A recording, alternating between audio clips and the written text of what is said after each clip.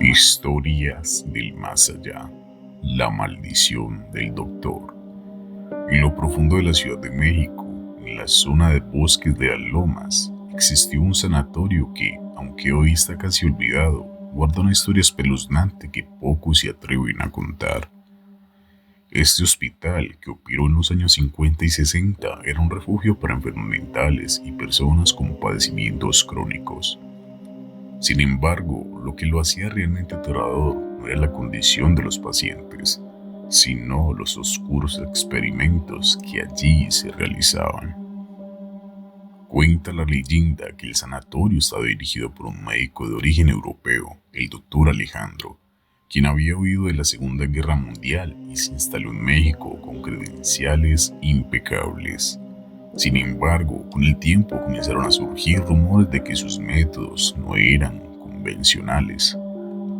Los pocos familiares que visitaban a los pacientes notaban que estos cambiaban drásticamente tras ser tratados por el doctor.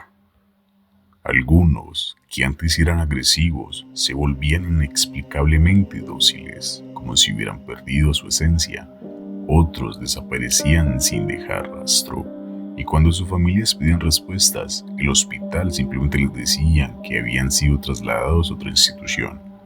Lo que nadie sabía es que el doctor realizaba crueles experimentos con la mente humana. Se decía que sometía a los pacientes a largas sesiones de hipnosis, lobotomías clandestinas y terapias de electroshock extremas, con el fin de controlar sus pensamientos. Pero lo más aterrador era su obsesión por separar el alma del cuerpo. Algunos creen que intentaba convertir a los enfermos en cascarones vacíos, dejando atrapadas sus almas en el hospital.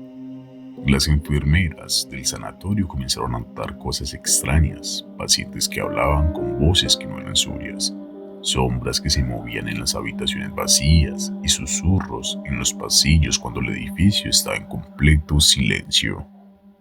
Pero lo más aterrador fue cuando comenzaron a ver al propio doctor caminando por los pasillos después de su muerte.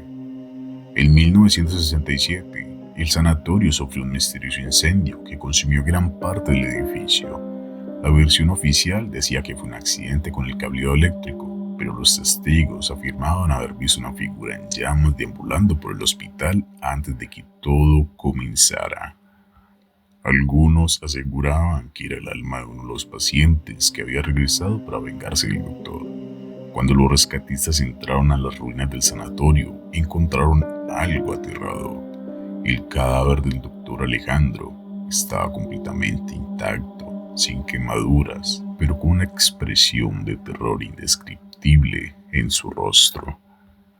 Desde entonces, el lugar fue clausurado y aunque el gobierno intentó reconstruirlo, ningún trabajador quiso quedarse mucho tiempo.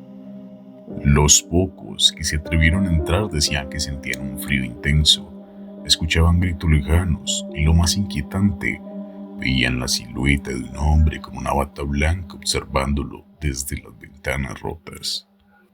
A pesar de los intentos por demoler el edificio, cada vez que lo intentaban ocurrían accidentes extraños, herramientas que se perdían, máquinas que dejaban de funcionar sin razón aparente y trabajadores que sufrían accidentes inexplicables. Hoy en día, la zona donde estuvo el sanatorio ha sido urbanizada y muchas de las casas lujosas que se construyeron sobre sus ruinas han sido abandonadas por sus dueños, quienes aseguraban sentir presencias extrañas y ver sombras moverse en los pasillos por las noches. Hay quienes creen que las almas de los pacientes aún buscan escapar de su tormento y que el espíritu del doctor sigue atrapado, pagando el precio de sus experimentos.